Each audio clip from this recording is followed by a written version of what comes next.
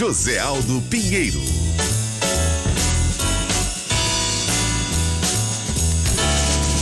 São 11 da manhã, mais 5 minutos. Muito bom dia. Estamos começando pela Rádio Guaíba, o Ganhando o Jogo. Nesta sexta-feira, hoje é dia 20 de novembro de 2020, o Dia da Consciência Negra.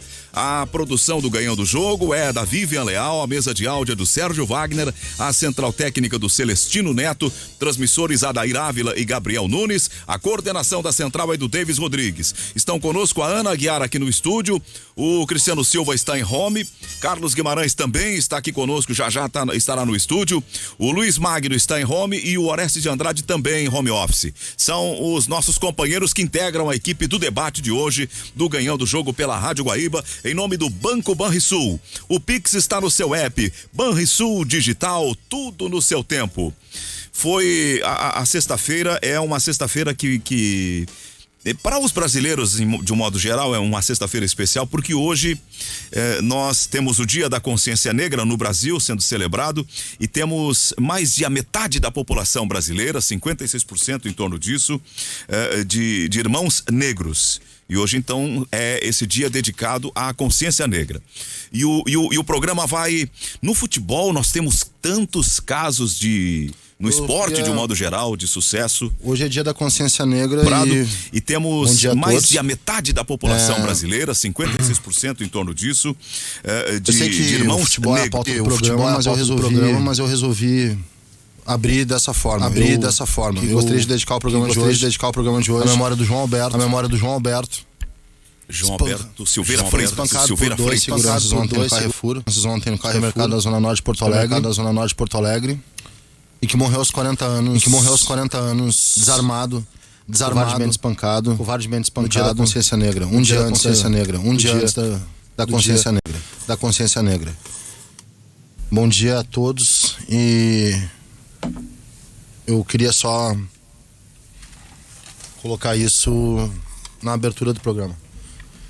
Ele era do esporte, né, Carlos? Ele era da torcida dos Farrapos do São José, Zona Norte de Porto Alegre.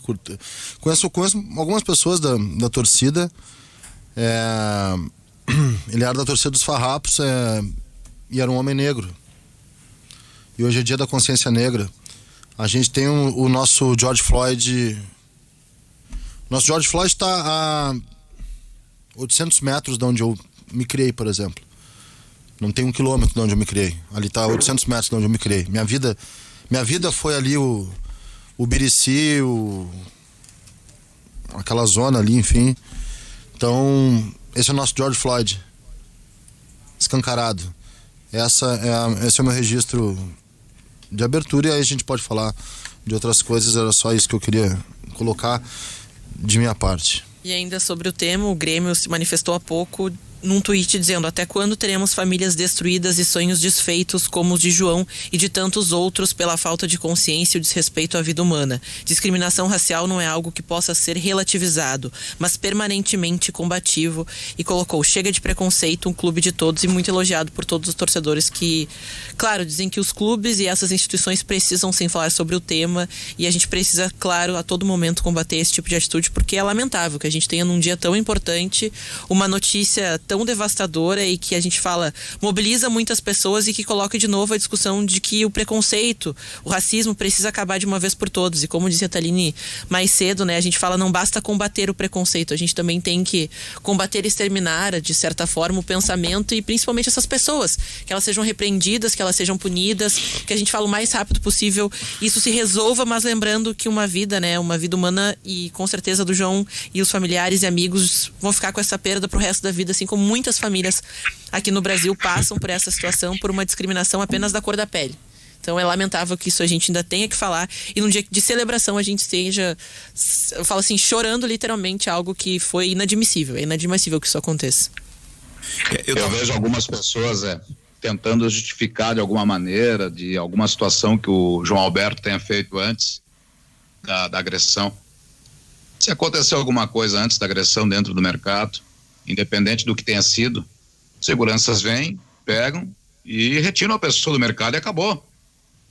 Não levam para frente do estabelecimento, começam a agredir, E pelo que eu acompanhei hoje cedo a matéria do Aristóteles Júnior, nosso colega que está acompanhando esse caso, há indícios aí, inclusive, de asfixia no corpo do João Alberto Freitas. Não há uma justificativa, não há uma situação diferente que não seja, isso, meu pensamento, a cor da pele do João. Esse dia de consciência negra é simbólico, porque a gente sempre fala, a gente, entre aspas, comemora o dia da consciência negra, mas a prática do dia a dia ela é bem diferente. O preto, ele é observado onde ele anda. Ele não tem a liberdade que eu, por exemplo, tenho, que tenho descendência alemã. Aqueles que muitas vezes se acham superiores porque vieram da Europa, meu Deus, eu sou descendente alemão, eu sou descendente italiano, enfim. Não tem nada disso. Eu gostaria que fôssemos sim todos iguais, que todos os brasileiros, ou os gaúchos, sejam eles descendentes europeus, descendentes africanos, descendentes seja lá de onde for. Só que não é essa a realidade. E chegou a este ponto ontem, talvez o máximo ponto de uma demonstração de racismo, de uma demonstração de preconceito, um assassinato de uma pessoa a socos, e pelo que os laudos preliminares da Polícia Civil estão dando, por asfixia. Eu quero deixar aqui o meu abraço aos amigos, aos familiares, não conhecia, não tinha nenhuma relação com ele, mas é algo que choca e é algo que tem de colocar de uma vez por todas a importância do combate ao racismo. Não só da cor de pele, mas todo tipo de racismo. Meu abraço aos familiares do João e que espero tenha sido ele a última vítima por conta disso. Eu também não conheci o João Alberto, mas vendo o vídeo, observando o que os caras estavam fazendo, não tem justificativa nenhuma que possa acontecer. Mas tem uma pergunta que me deixou chocado, eu fico nervoso, e é o seguinte: como é que esses caras chamados seguranças são contratados por uma empresa? Será que não tem uma folha corrida desses caras? Será que o currículo deles não é pedido? Os caras, você trabalha no... Isso aí tem que se chegar a um denominador comum. Esses caras têm que ter uma folha corrida, tem que ter alguma coisa. Não pode se contratar um cara assim à vontade. O que dá a impressão no que eles estavam fazendo ontem é que eles tinham prazer em fazer aquilo ali, estavam fazendo com prazer. Quanto mais o rapaz gritava, mais eles davam. É uma coisa lamentável. Olha, eu fico triste. É um dia muito triste realmente o que aconteceu. A repercussão é mundial desse fato que aconteceu ontem à noite aqui em Porto Alegre, na véspera do Dia da Consciência Negra, uma data brasileira. Até o Richarlison, jogador brasileiro da seleção que atua na Europa, colocou lá no seu Twitter o seguinte: parece que a gente não tem saída, nem no Dia da Consciência Negra. Parece que a gente não tem saída, nem no Dia da Consciência Negra. Aliás, que consciência? Mataram um homem negro espancado na frente das câmeras. Bateram e filmaram. A violência e o ódio perderam de vez o pudor e a vergonha. George Floyd, João Pedro, Evaldo Santos foram em vão. Foram em vão? Pergunta ele. O Richarlison é um personagem do futebol, mas que sempre assume posições quando tem um episódio ou outro na vida social, e ele também está se manifestando hoje pela rede social, pelo Twitter, a respeito desse fato que aconteceu em Porto Alegre. O Brasil inteiro voltou os olhos hoje para Porto Alegre. Eu, pela madrugada, já recebia pedido de companheiros do centro do país para gravar boletins falando sobre os desdobramentos do fato. E hoje pela manhã, com as atualizações, com as prisões em flagrante, um indo para o batalhão da polícia, outro permanecendo lá na carceragem do Palácio da Polícia, a entrevista, o pronunciamento primeiro do governador e depois a entrevista coletiva, tudo isso todo mundo está pedindo. Então estamos diante de uma situação que repercute mundialmente para a vergonha de nós gaúchos. O que aconteceu ontem foi uma tragédia que envergonha a todos. É deplorável e continua tendo eventos e desdobramentos ao longo desse dia. E atinge o mundo, quando você falou do Richarlison e fala do mundo do esporte, o futebol é feito, glorificado, popularizado e conduzido historicamente pelos negros. O maior jogador de todos os tempos é negro, assim como boa parte dos esportes. né, puxando pro Dia da Consciência Negra e para esse lado mais esportivo, assim como boa parte dos esportes. O maior jogador de basquete negro, o maior atleta, velocista negro, o maior maratonista negro. A gente faz parte da nossa identidade, faz parte da identidade brasileira a presença do negro no futebol. O negro no futebol, ele é essencial, ele é a figura mais importante para o futebol ter se desenvolvido como cultura popular. E a gente é apaixonado por um esporte onde tem, veja só, atos de racismo dentro dele. Dentro do futebol existem atos de racismo. Existe o Observatório do Racismo, conduzido pelo Marcelo Carvalho, que é um brilhante dossiê anual. Ele produz um brilhante dossiê anual sobre os casos de racismo dentro do mundo do futebol pelo planeta. E a gente vai ver que eles não diminuem, eles seguem. Continua acontecendo a mesma coisa. É uma situação, Carlos, a gente pode, claro, cada um tem o seu pensamento, tem a sua listagem, né, de melhores, mas pega os 10 maiores jogadores da história do futebol brasileiro, quantos são brancos? Não, se pegar branco... Não, justamente, é o contrário. Quantos são brancos dos 10 maiores jogadores brasileiros da história? Tem que parar e pensar. Zico. E olhe lá. Zico. E olhe lá. E Rivelino, talvez. O resto... Pelé, Garrincha, Ronaldos, Romário, Rivaldo... Didi, Zizinho, e por aí, Neymar. Não se acha? Neymar, que é o jogador de hoje. Não tem. Tu vai achar o Zico e o... Qual outro? O esporte que a gente mais ama é capitaneado merecidamente pelos negros. Na realidade, o esporte, de um modo geral, é um espaço, não diria de dominação absoluta, mas de grande presença bem sucedida do negro. Quem é o grande piloto de Fórmula 1 hoje no mundo? O maior piloto de todos os tempos, na minha opinião. Maior piloto, concordo, maior piloto de todos os tempos. Nós, se for olhar vamos pegar aqui do nosso lado, quem é o grande destaque do Grêmio Porto Alegrense hoje? Jean-Pierre. É negro. Quem é a maior ginasta do Brasil? Já se aposentou. Daiane dos Santos. Foi uma das melhores do mundo na sua época. É verdade. Foi a melhor do mundo na sua época. Exato. Quem é o maior saltador de salto triplo do Brasil? João do Pulo. João do Pulo. Foi longe. Sim. O maior atleta do futebol do Brasil, para não dizer do século, para não dizer todos os tempos, Pelé. A gente vai pegando e vai percebendo a importância para o esporte que tem os negros. E se a gente pega no cenário internacional, a gente se depara com Muhammad Ali e vai desfilando, Serena Williams. Eu tô olhando aqui os nomes, LeBron James. O próprio basquete, se aplica ao basquete, é o que eu falei ao futebol. Os maiores nomes da história são pretos, são negros. Exato. E se for pegar os maiores jogadores da história do futebol no mundo, neste momento, sempre vai ter um negro presente. Sempre vai ter. Pega lá o Lewandowski, que é um polonês, mas vai encontrar do lado dele o Mbappé. O Neymar mesmo. E assim é. A história do futebol vai reproduzindo sempre um grande gênio que é negro. E, bom, enfim, hoje é o Dia da Consciência Negra, por isso a gente abre o programa com esse tema, que é um tema que tem dois aspectos. Um grito de... Um grito contra o que aconteceu ontem à noite, contra essa violência. Um grito de consciência para que isso não se repita, para que essas coisas não evoluam e para que a gente possa ter uma vida normal. Que os negros possam ter uma vida normal. É uma luta diária, é uma luta diária há mais de 120 anos, né? O maior velocista. É uma luta diária. O ouvinte lembra aqui, o Usain Bolt. Sim, eu lembrei. 132 anos. 132, A Lei Áurea. É uma luta diária há mais de 130 anos aqui no Brasil. Uma luta dificílima, uma luta de derrubar estereótipo,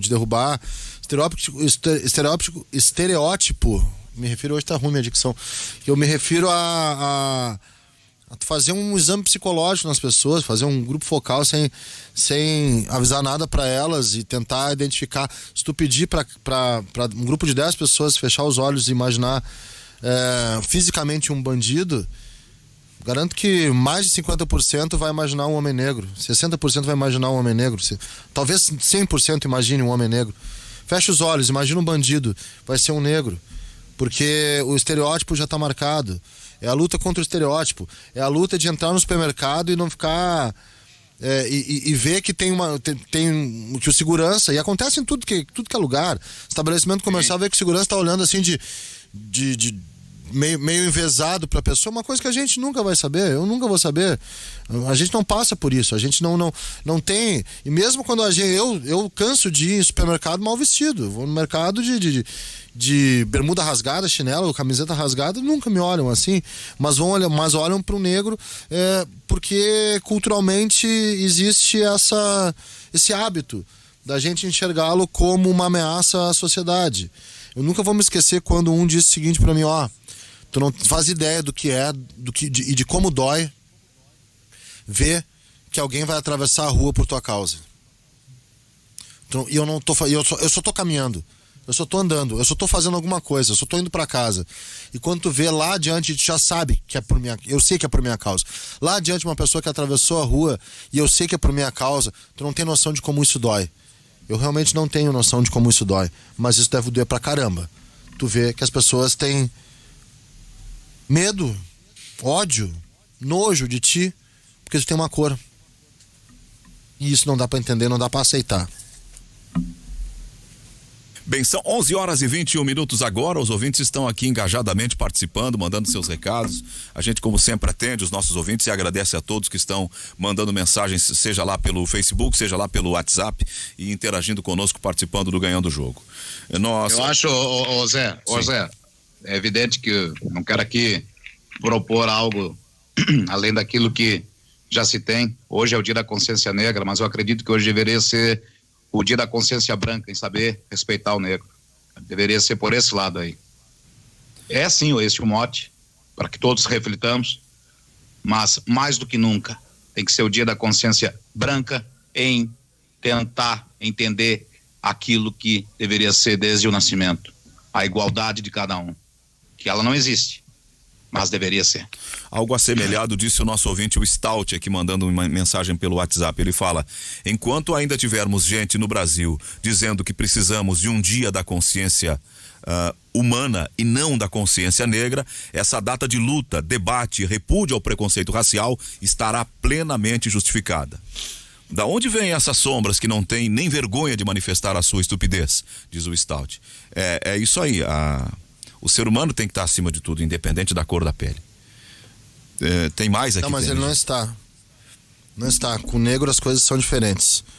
O discurso da igualdade, ele seria bem bacana e bem assim, bonito e limpo e higienizado se houvesse alguma esperança e se houvesse uma constituição histórica, uma reconstituição histórica que pudesse reparar os fatos históricos também, de que ao longo dos tempos, quem sempre foi escravo, quem sempre apanhou e quem sempre foi visto como bandido, como marginal e como algo sujo, foram os negros.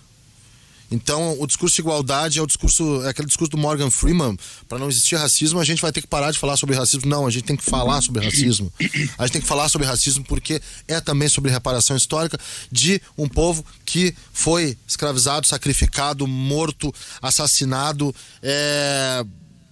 foi traficado, foi tudo ao longo de não sei quanto tempo de história. Aí eu preciso de um historiador, mas com certeza mais de 200 anos. Séculos e séculos. Então, esse discurso da igualdade é um discurso que seria pleno e tranquilo se houvesse, de fato, algum tipo de reparo histórico por aquilo que foi feito com eles, assim como o discurso da igualdade social também com relação a quem nunca foi herdeiro, a quem nunca foi rico e a quem sempre teve à margem de uma sociedade em que se valoriza, Magno, em sentido de poder, sim, o branco, o homem, o branco e o rico. O Rafael Passos, querido colega aqui, Rafael Passos da Rádio Galera, ele me mandou aqui a lista dos 10 A lista do L'Equipe, né, quando escolheu Pelé, o atleta do século, dos 10 nomes aqui, 4 são negros. Pelé, que foi escolhido, Jesse Owens, que foi o segundo colocado, e aqui o 9º colocado, Muhammad Ali, e o Sugar Ray Robinson, que os 2 últimos boxeadores negros também. E a gente fala que essa reparação histórica, como cita o Guimarães e o Magno, fala as pessoas que exaltam por ter vindo, por, né, conhecerem as suas raízes, a gente fala que é uma reparação histórica que é impossível, porque no momento em que você perde a sua identidade, aquilo que forma, né, a sua história, e isso a gente vê como os negros sofrem com essa situação, porque a gente, tem tanto Silva, fazem aquelas brincadeiras, porque eles não tinham nomes, eles não tinham, sabe, ninguém sabe de onde vem, como é que era constituída a sua realidade. Exato. Num país onde eles eram supremacia. Mesma coisa nos Estados Unidos, né, Ana? Sobrenomes, Ana, nos Estados Unidos são dos seus proprietários, né? Exato, a gente fala que essa realidade de ter a sua história literalmente apagada, não saber de onde você vem, e toda a história que é maravilhosa, sim, de impérios que foram construídos pelo povo negro na África, quando começa essa exploração, esse tráfico de humanos. Eu falo, eu até hoje, né, é difícil entender como era natural comprar um ser humano, ser propriedade, né, de outra, ter direito, assim, ser dono de alguém, e ao mesmo tempo você fazer todo esse fato, essa dor de apagar a história de alguém, de simplesmente dar um mesmo nome, não era nem nome, era na realidade para saber de quem era o dono, né, qual família pertencia àquele outro ser humano. Então a gente fala que essa reparação, e hoje as pessoas, mas as reparações através de políticas públicas, gente, é uma realidade que eu falo, é muito pequena perto do que foi feito com o povo negro. Então a gente se lamenta muito o que se fala, o que a gente vê, e a brutalidade do vídeo, sabe, e a naturalização que algumas pessoas lidam com o fato, mas fez isso, fez aquilo, não se justifica.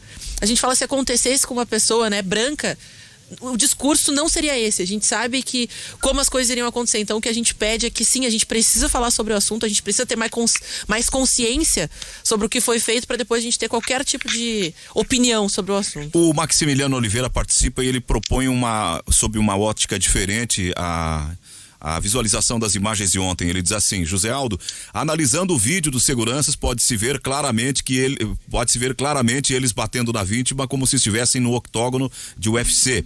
Isso é cultural? Os seguranças hoje em dia são todos praticantes de UFC nas academias. Isso é um plus na seleção na hora das empresas. Um abraço e vale a reflexão sobre a exigência na seleção desses seguranças. Olha, Maximiliano, eu quero te pedir desculpas para discordar pelo seguinte: nós temos um lutador aqui na Rádio Guaíba, e ao contrário, os profissionais que lutam, eles são trabalhados no seu mental para ter uma consciência de não fazer uso. Não brigam na rua. Não, eles não brigam na rua. Quem luta é aquele velho chavão, quem luta não briga. Quem luta não briga, é isso. Cristiano Silva. Vamos por partes, né? Primeiro, o Dia da Consciência Negra. A minha família é de negros também, o lado materno e o paterno também. A minha fé é de origem da religião que vem da África. O racismo, eu só cansei de dizer, o Rio Grande do Sul é um país racista, o Brasil é um país racista, o mundo é racista. A verdade é essa, o mundo é racista. Sobre os seguranças que vocês estavam falando aí, toda empresa que contrata um segurança, até esses seguranças de esquina na tua rua lá, Zé, que tem, esses caras, ou eles têm um curso na Polícia Federal, são cadastrados na Polícia Federal, ou eles não valem de nada. Porque brigadiano não pode trabalhar de segurança. Policial civil não pode trabalhar de segurança. Lutador de academia não pode trabalhar de segurança se ele não tem o credenciamento, o registro na Polícia Federal. Se esses assassinos que agiram ontem à noite lá no Carrefour, eles não têm o curso de segurança, o registro na Polícia Federal, eles já vão ser presos, claro que sim, tem que ser julgado e preso. Agora vai ser uma incomodação para o Carrefour, que tem que exigir sim, da empresa que contrata, o registro, o cadastro de todos os seguranças que irão trabalhar. É lamentável. Ontem foi um crime bárbaro filmado. Todo dia tem um crime bárbaro contra o negro filmado. Filmado não, acontece o crime. Nas vilas, nas ruas, nos restaurantes, nos bares, na imprensa. Todo dia tem um massacre. Ontem foi filmado, um absurdo. Esses dois têm que ser julgados. Aquela mulher que estava filmando, ela omitiu um socorro. Por que ela estava filmando? Ela tinha que tentar fazer com que parasse. Enfim, eu tô com um tweet do Cruzeiro Esporte Clube para fazer um registro aqui nesse dia da consciência negra sobre o mulato. A origem da palavra mulato. Mulato vem de mulus, em latim, referência ao animal originado pelo cruzamento do burro com a égua, a mula. No passado, escravas eram abusadas pelos patrões e engravidavam. Os filhos eram mulatos, descendentes de homem branco e mulher negra. Todo dia tem crime. E a saída... Há muito tempo eu larguei de mão a espécie humana. Acho que não tem saída.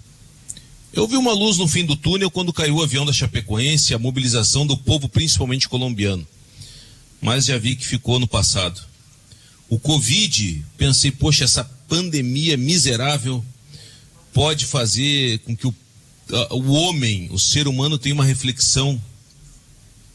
Também não, larguei. Larguei de mão porque... Foi aqui, em especial no Brasil, afrouxaram a rédea por causa da eleição, aí tá tudo bem no Brasil, olha, pode liberar aqui e ali, passado a eleição, puxa a rédea de novo. Nós somos manipulados. Descaradamente, a verdade é essa. E o crime que ocorreu ontem foi filmado. Foi dentro de um supermercado, dentro do Carrefour. Mas todo dia... tem crimes bárbaros. Eu não quero justificar nada, eu só quero citar isso aí. Todo dia, toda hora. Tem mulher sendo estuprada, tem criança sendo abusada, tem homens negros e brancos sendo decepados, esquartejados por facções criminosas.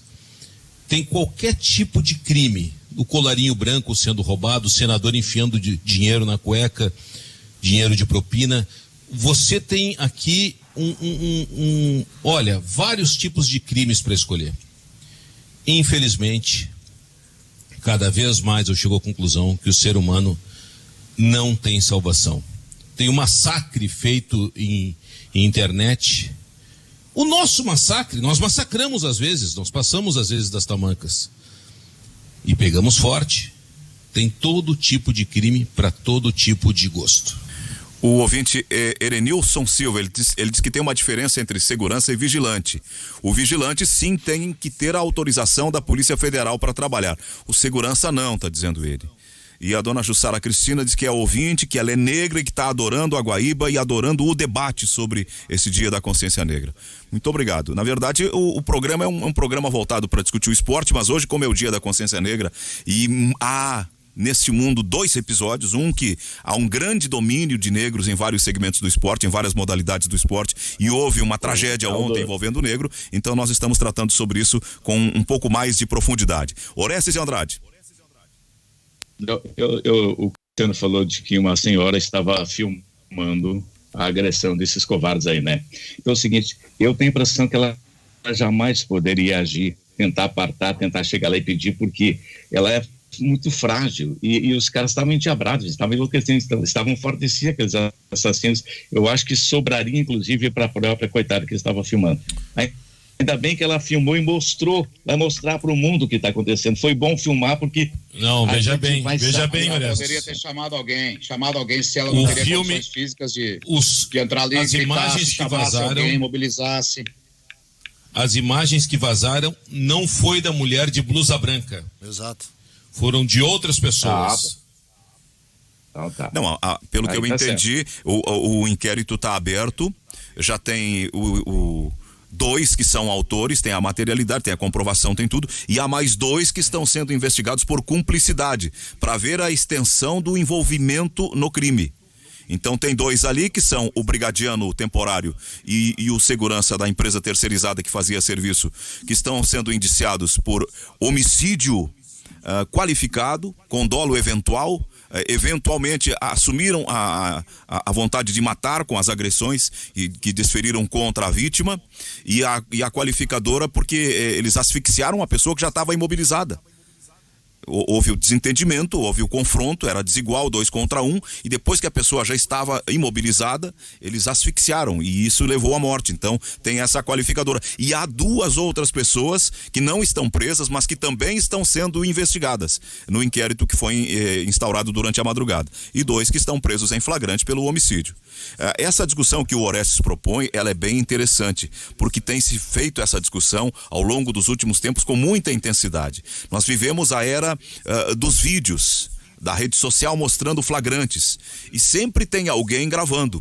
E quando essa pessoa grava, ela às vezes acaba salvando a própria investigação, porque ela entrega a prova do crime e a autoria do crime. Só tem uma coisa, tá? Tirando a mulher de branco realmente parecia ser uma funcionária, inclusive pela roupa, e estava ali perto, tá? Outros que tentaram ajudar, e possivelmente alguém que filmou e que divulgou aquelas imagens, tá? Foram impedidos por outros. Houve uma tentativa de impedir a gravação. Foram impedidos por outros para tentar registrar. Então há testemunhas, inclusive, que registram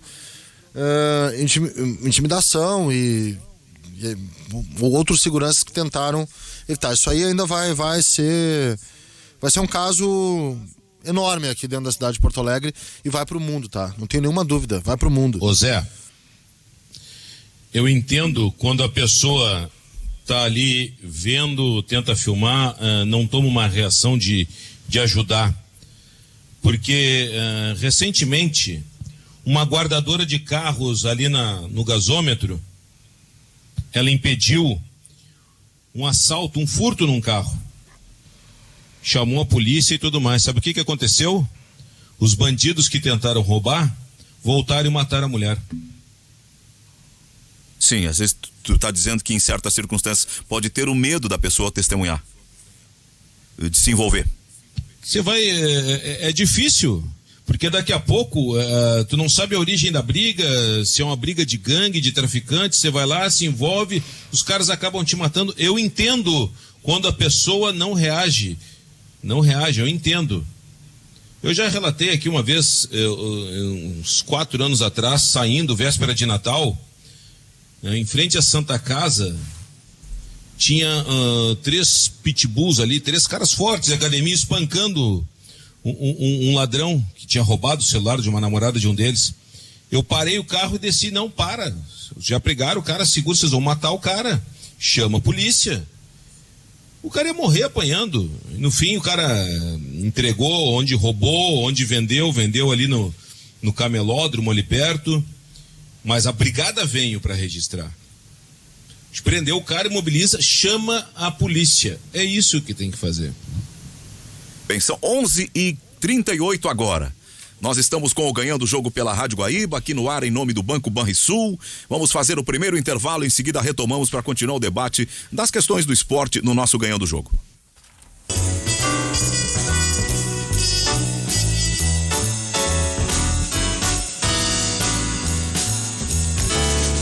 São 11 horas e 43 minutos e meio. Nós estamos aqui pela Guaíba com o Ganhando o Jogo de volta, em nome do Banco Banrisul.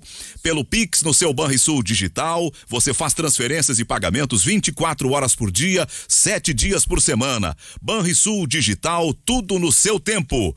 O recado agora é da FTEC, Centro Automotivo. Troca de óleo, revisão, geometria 3D, ar-condicionado, freios e suspensão. Promoção para os guaibeiros, 15% de desconto para o pagamento à vista. Quer saber o preço da sua revisão? Acesse o site ftecmecanica.com.br. Atendimento das 7h30 até às 18 horas, sem fechar ao meio-dia. Aos sábados, das 7h30 às 12 horas, o fone é 3907-1743. O WhatsApp é 98215-2996. Avenida Cairu, 1447, o bairro é São João. FTEC Centro Automotivo, excelência em manutenção automotiva. Bem, dado o recado, a gente retoma o debate do Ganhando o Jogo com os integrantes da bancada que está composta hoje pela Ana Carolina Aguiar, pelo Cristiano Silva, que está em home, Carlos Guimarães, Luiz Magno e Orestes de Andrade, que também estão em home office. Nós seguimos o debate, aquela primeira parte do programa, os 40 minutos iniciais nós dedicamos a falas em torno do Dia da Consciência Negra, que é comemorado hoje no Brasil, e da tragédia que coincidiu na véspera da morte do torcedor do São José, lá no estacionamento do hipermercado da Zona Norte. Agora vamos entrar nas coisas do futebol. Nós temos uma rodada de final de semana, intermediando, assim, digamos que como um aperitivo para os jogos da Libertadores da próxima semana, ou aparecendo como uma espécie de problema para a dupla, né? Que joga no final de semana, tem o desgaste depois para o meio da semana. Especialmente, sobretudo, no caso do Inter, que tem vários jogadores machucados e que está numa campanha, vem de uma eliminação de Copa do Brasil, de pressão. E que precisava talvez pegar um certo ritmo, né? Dar uma certa sequência. Só que tem uma coisa tranquilidade para trabalhar, né? Só que tem uma coisa que se sobrepõe, que é um jogo dificílimo contra um dos adversários mais poderosos da competição, que é o Boca Juniors. Será que o Abel acompanhou o Fluminense nesse período que ele estava parado? Olha, espero que tenha acompanhado. Eu acho que seria uma boa... Sabe que na Argentina estão usando a frase do Abel, que não conhecia direito o nome dos jogadores. Estão usando direto, a imprensa argentina está usando direto, está botando as falas do Abel num processo de compreensão dos caras. Pô, tinha um time, tinha um treinador, novo treinador do Inter, não conhece o nome dos jogadores. Eles estão usando isso muito, muito. Estão usando o momento do Inter, estão usando não tem tática, não tem estratégia. Isso aí é uma coisa que está acontecendo. E é um jogo contra o Boca, né? Não é um adversário qualquer. Eu tô já pegando o Boca lá pra frente, porque tem o Fluminense agora, e acho que o Fluminense é um jogo meio que vai acabar preservando, vai acabar não tendo foco total, porque senão pode piorar a coisa, né? Eu vi o Inter tá completamente desfalcado. Eu vi a imagem do Abel chegando no aeroporto, cabelinho branquinho, já bem ralinho, e eu fiquei, me bateu aquilo. Eu não tenho um dado estatístico, mas é uma percepção assim muito superficial. O futebol tem uma dinâmica de transformação e ele está mudando muito rapidamente. Uma das coisas que tinha mudado há algum tempo por ordem da FIFA era a redução da faixa etária dos árbitros. Antigamente os árbitros iam até os 50. A FIFA, não, o futebol se tornou veloz, precisamos de gente mais nova. O teto bateu em 45. E hoje a gente vê um monte, no bom sentido, de meninos, aí com 30 anos, até menos, professores de educação física, gente que se dedica à arbitragem. Nós tivemos, portanto, uma queda na faixa etária da arbitragem no futebol do mundo, de um modo geral, dos grandes centros. Já não tem mais espaço muito para árbitro velho. Quando ele começa a chegar a uma certa idade, já se começa a haver em relação a ele um certo preconceito. E é um preconceito fundado no envelhecimento físico, porque o futebol se tornou muito veloz. E há uma outra coisa que me parece começa a acontecer, é um processo de mudança muito rápido do modo como se pensa futebol, como se trabalha futebol, como se treina futebol.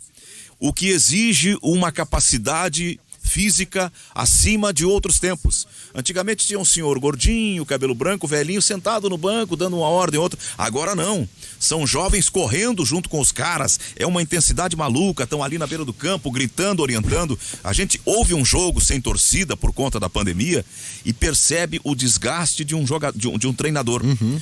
Então, onde eu tô querendo chegar? Cada vez mais. E eu que sou um defensor da idade, sou defensor da experiência dos anos, cada vez mais no futebol está se perdendo espaço para as pessoas de mais idade. O Abel já não é mais criança, o Abel está batendo nos 70, está com 68 anos. É que para mim o grande problema do Abel não é o fato de ser um homem mais maduro. Eu acho que é o fato de não ter demonstrado até aqui um interesse verdadeiro de se atualizar. Porque a gente fala, e o Zé é um exemplo, a gente conhece ele, rapidamente se adaptou às redes sociais, a mandar durante a jornada abraços para os ouvintes, porque se compreende essa necessidade de reinvenção do processo que a gente vinha fazendo, porque os tempos mudaram. Hoje a gente tem e solicitações ainda mais específicas quando relacionada a essa participação do ouvinte. Antes, paravam na padaria e conversam com o pessoal da escola, né, mais clássica do rádio. Não, me conheciam na padaria, pela voz, pela entonação. Hoje, a presença nas redes sociais, ela existe, as pessoas já reconhecem, as pessoas também conseguem ter esse contato e até pedem, exigindo durante a transmissão que sejam lembradas, que sejam então ouvidas. E eu vejo que tudo isso nessa reinvenção, acho que parece que o Abel deu um stop. Ele parou no tempo. E a gente não vê aquela proposição, e até eu entendo de futebol. E a gente fala, pela ideia que ele tem, eu acho que é isso que a falha da direção se caracteriza por mais grave, é o fato de não ter um projeto, não falar, não, nós vamos chamá-lo porque ele compreende, ele tem uma ideia clara do que ele pode tirar do elenco, como teve, acho que na contratação do Kudê, que claramente tinha uma ideia de futebol, insistiu muito nessa ideia, foi muito criticado porque no início não deu certo, mas ao contrário disso, o Abel chega para tentar suprir e precisar controlar esse ambiente sem ter a mínima consciência do que pretende aplicar dentro do gramado, que é importantíssimo ter. Mas, Ana, eu acho o seguinte, eu acho o seguinte, o Abel, ao ser convidado pelo Internacional e ter aceito, ele não estava acompanhando nada, porque ele estava vivendo uma pré-aposentadoria. Estava tranquilo em casa, sem fazer nada, não precisava cuidar de nenhum jogo. De vez em quando assistia um ou outro, mas estava na boa, estava pré-aposentado. E aí é que não está incorporado aquilo que está acontecendo, não está sabendo o que está acontecendo e, consequência, esses resultados para o Internacional. Cristiano. É mais ou menos isso. Não tinha quem pegar. Não tinha nenhum treinador de ponta ou com ideia específica ou com padrão de jogo, uma ideia de jogo, não tinha ninguém para pegar. O Abel pode terminar o seu ciclo internacional em dezembro agora. O novo presidente pode ser assim, olha, já que a gente está fora da Copa do Brasil, da Libertadores, estamos despencando no Brasileirão, muito obrigado, Abel, vamos já buscar um novo treinador, um novo gerente de futebol, vamos aproveitar o janeiro já para fazer as nossas experiências, para começar em fevereiro, quando retomar a temporada, a gente seguir a vida. Isso pode acontecer. Nenhum outro técnico de ponta aceitaria o que o Abel aceitou. E eu concordo com o Orestes, acho que o Abel já estava na pré-aposentadoria. Acho que a gente corria o risco de no ano que vem abrir a temporada, Abel se aposenta, vai morar em Portugal, alguma coisa assim. Ele foi convocado muito pelo que ele já conquistou pelo Inter, pela identificação que tem com o Inter, como ele mesmo disse que vai ter que ser mais um gestor do que treinador, é bem gerente verdade. De produção. Eu acho que a contratação do Osmar Loss passa muito por dar esse suporte ao Abel Braga. E aí agora, quem é que poderia ter pego? A gente já discutiu, o Thiago Nunes não pegaria, Roger não pega. Não tem outro técnico, nem o Lisca, Lisca vem do América, não pega. Então pegaram o Abel, mas muito pela identificação, pelo que ele pode mobilizar num vestiário. É isso que eu vejo. O Abel parece que disseram para ele uma coisa que não era bem Cristiano, assim, né? O Abel chegou falando que seria gerente de produção, Magno, mas parece que na verdade ele veio para ser bombeiro. Ele veio para apagar um incêndio. E ele não sabia que ia apagar um incêndio. E aí eu acho que é o mais grave ao ponto de ele não ter conhecimento, sabe? E para mim isso é muito grave, porque demonstra uma incompetência por parte da gestão, uma falta de consciência do Abel, e é uma história tão bonita que talvez, não digo que vai chegar ao fim, mas que vai ter como um último capítulo essa situação que vai ficar mal para todo mundo, porque ele infelizmente está virando motivo de piada por parte dos argentinos. Eu falo assim, um técnico fala, não tem estratégia, não conheço os jogadores.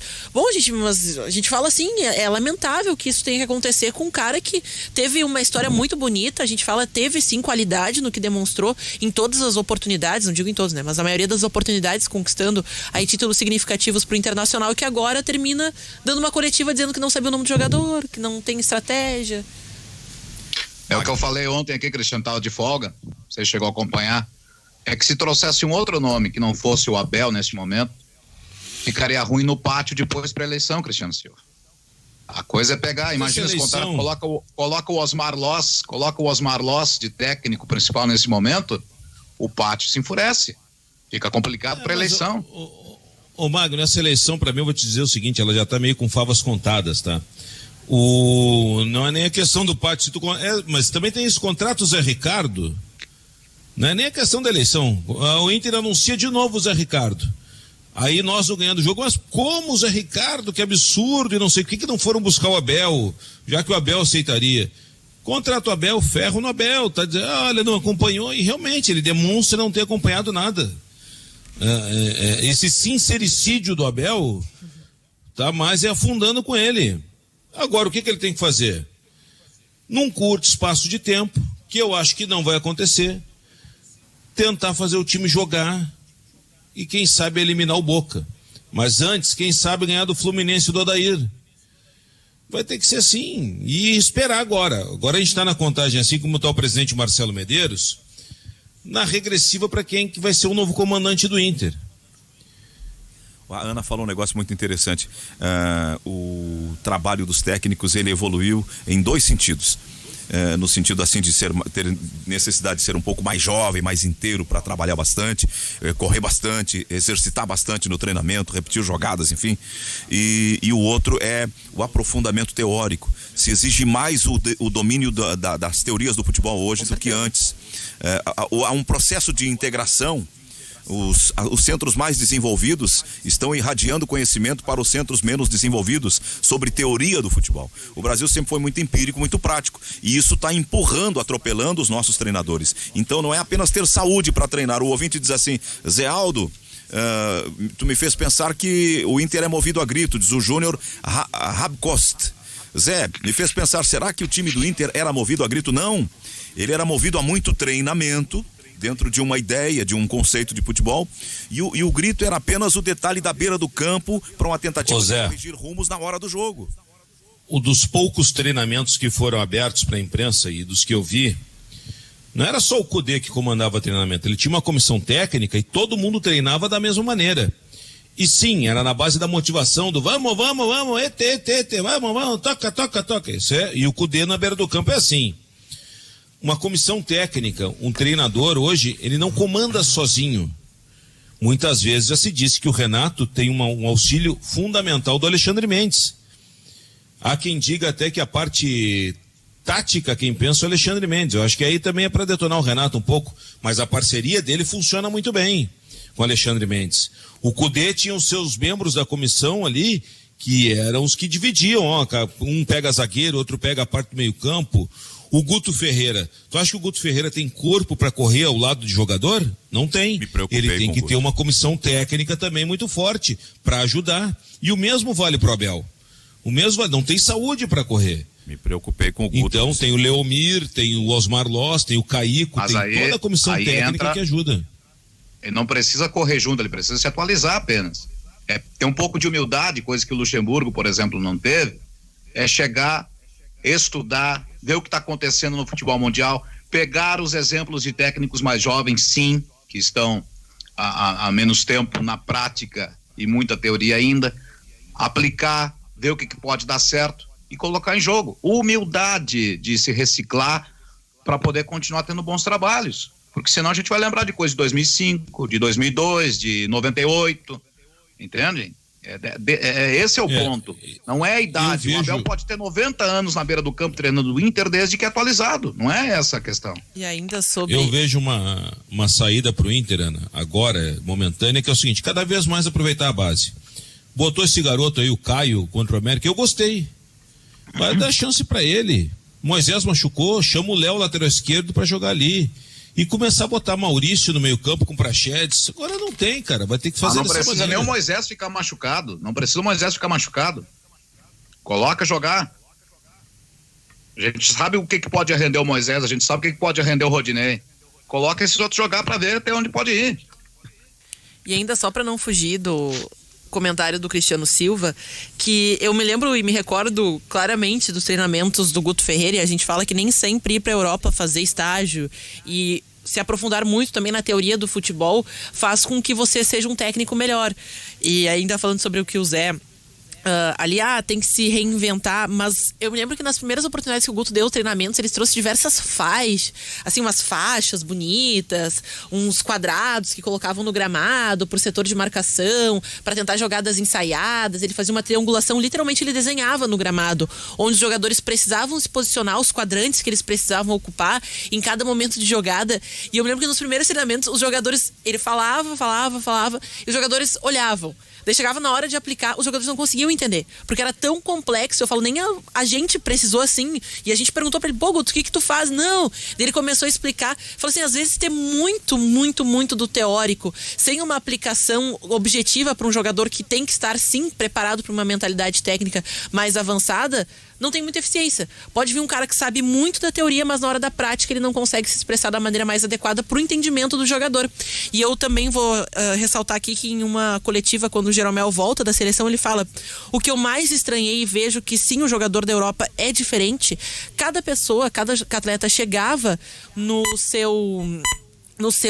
seu treinamento e sabia exatamente o que precisava fazer, sabia o seu aquecimento, sabia onde precisava, né, o seu relatório médico, onde precisava ir, o que precisava fazer, como deveria se preparar, sem o auxílio de ninguém.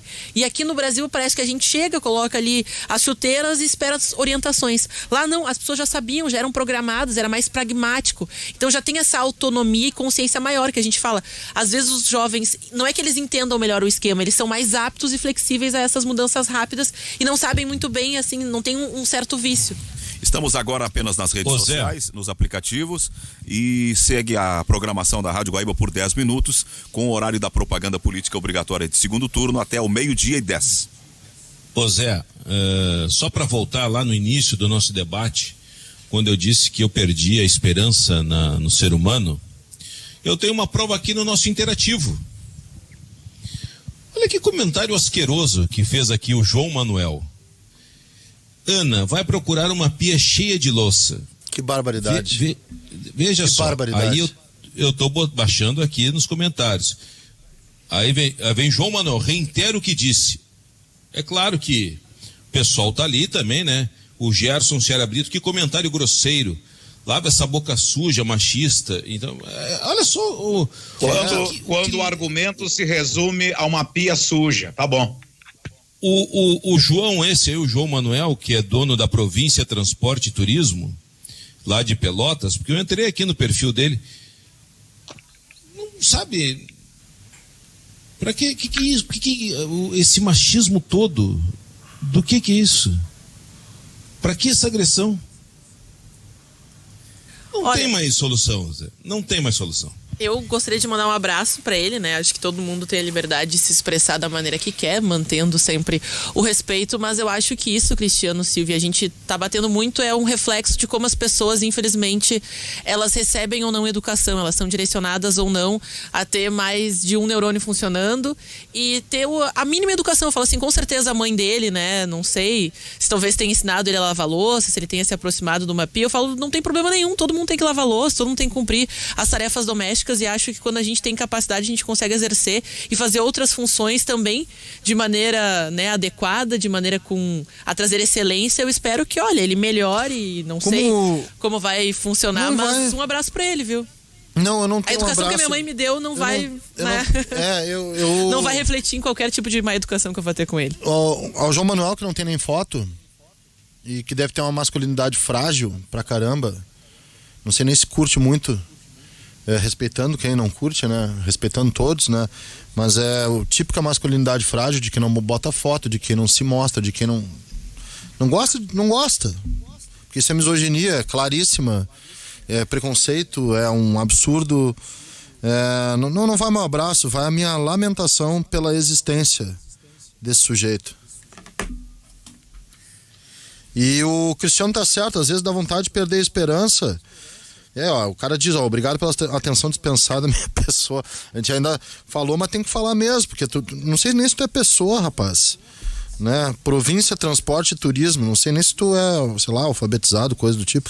Mas, enfim, é isso que vai matando a gente, entendeu, cara? É isso que vai matando, velho. É isso que vai dando, vai achatando. O cara faz um comentário pra uma pessoa que ele nem conhece, nunca viu, desse jeito. Que é pra agredir, é puramente pra agredir. é puramente porque não gosta da coisa. Entendeu? É puramente porque tem ódio, raiva, alguém deve ter feito muito mal, alguma mulher deve ter feito muito mal para ele canaliza tudo na figura das outras mulheres. Cara, eu tô aprendendo muito sobre essas coisas e sobre como lidar. Eu às vezes exagero, ultrapasso, faço meus espetáculos que às vezes são lamentáveis, mas eu não consigo mais com isso, porque isso aí é o que vai destruindo a gente. A gente está tentando aqui encaixar um programa falando de outras coisas, né? Mas vice, Carlos, e tem obrigado a fazer isso. Tem um isso. pudor social, que tem uma média de conduta que no próprio chat as pessoas estão repudiando. Ele não é a mentalidade dominante. Ao contrário, ali está todo mundo repudiando ele. Ele é um coitado, E dando sim voz a quem, né, interessa, merece. A gente fala que pode também fazer uma mudança bastante significativa, porque a gente e celebra o fato só porque o Esporte Clube se manifestou. E não é reitero, João Manuel, é reitero. Aprende a escrever. E aprende a lavar louça também, que é fiz isso hoje de manhã. É relaxante, é legal lavar louça, aprende a lavar louça e aprende a escrever. Tá? Eu posso te ensinar outras coisas também. O problema maior é lavar a forma. É complicado. tem que desprender um pouco mais de força ali, mas tudo bem. Eu vou usar as palavras do Luiz Grisoli. Usas um esfregão de aço, não? Dá uma areada nas panelinhas direitinho, mano? Sim. Lá em casa o especialista... A famosa esponja, aquela de 1001 utilidades, é muito útil. Lá em casa o especialista sou eu. Mas viu, Zé? Eu vou usar as palavras do Luizinho Grisoli, mandou um recado agora há pouco aqui. Não deem palanque pra idiota. Tá bom já sabe quem é esse imbecil lá de Pelotas e deixa assim. É a doutrina de Boechat, né? Isso aí.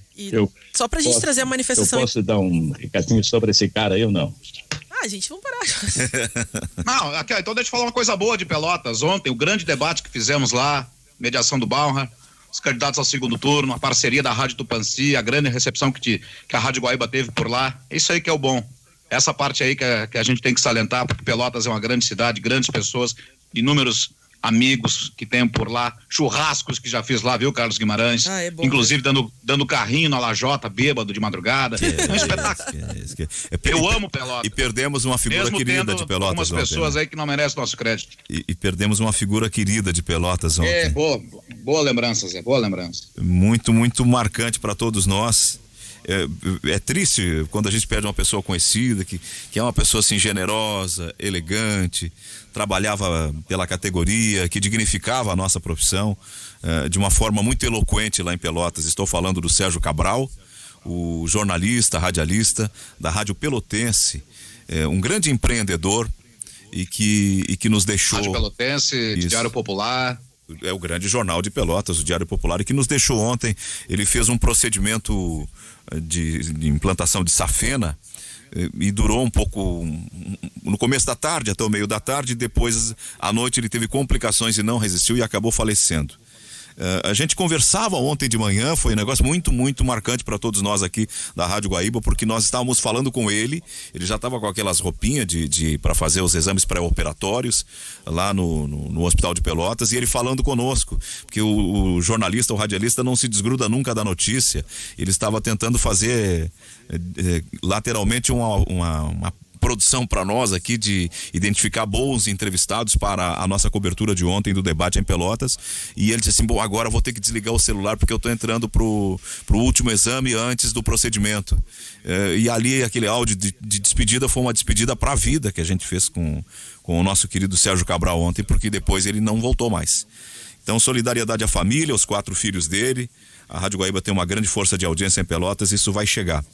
Até achei que o governador fosse deslocar para Pelotas hoje para acompanhar, porque o Sérgio lá era uma grande liderança da crônica pelotense.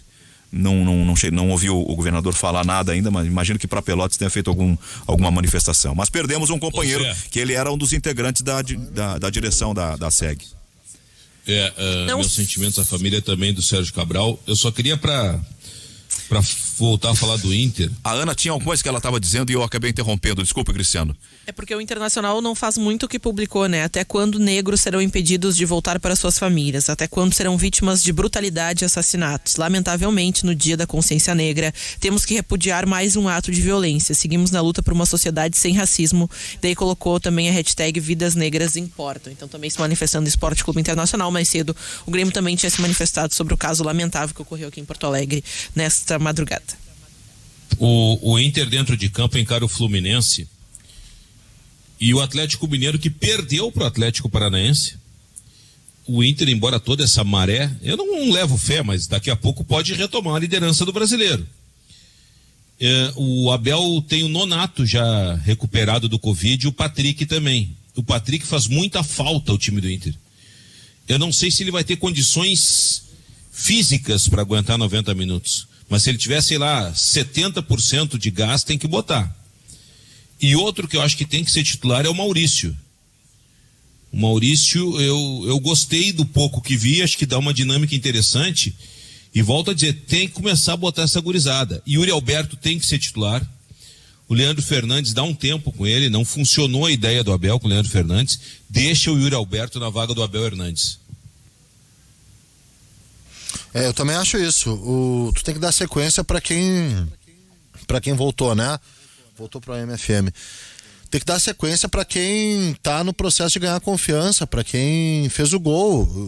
O Yuri Alberto, cara, para mim o Inter não tinha que trocar o esquema, não tinha que trocar o jeito, tinha que aos poucos ir colocando coisas que o Abel pensa, né? Que seria colocar o Yuri Alberto como titular. Para mim ele é um titular do time do Inter hoje. É um jogador que um jogador que finaliza, é um jogador que é bom de tem uma incompreensão com essa resistência ao Yuri Alberto. Tem cabeça. E a predileção pelo Leandro Fernandes. É incompreensão para quem vê de fora esse processo lá no Inter. O Cristiano até fez, Carlos, uma defesa aí, disse que achou legal a colocação do Caio. Eu não compreendi bem o que é o Caio. Eu não conhecia o Caio, não quero ser preconceituoso, não pareceu mau jogador, mas ele entrou aparentemente do pouco que eu consegui encontrar ele, perdido no jogo. Ele não sabia se jogava um jogo coletivo, se jogava um jogo de individualismo. O Caio Vidal? De individualismo. Mas é que ele já entrou também, ô Zé, ele já entrou também no momento em que o Inter foi pro abafa. Ali não tinha mais organização, era... O gol do Yuri Alberto saiu numa falta, um balão para a área. Já tá naquele ponto que o Inter precisava de um gol para tentar levar para os pênaltis, não tinha mais organização, não tinha conseguido transpor a barreira defensiva do América.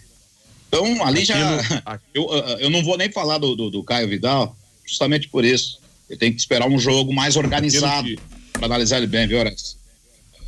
Eu acho o seguinte, aquilo que o Internacional estava fazendo em jogos atrás no tempo do Cudê, ele vai ter que achar agora com o Abel Braga, vai ter que achar um jeito de pifar, de colocar, de fazer jogar o Galhardo para que os gols aconteçam, porque nem chutar gol Internacional tá chutando, isso aí tem que mudar.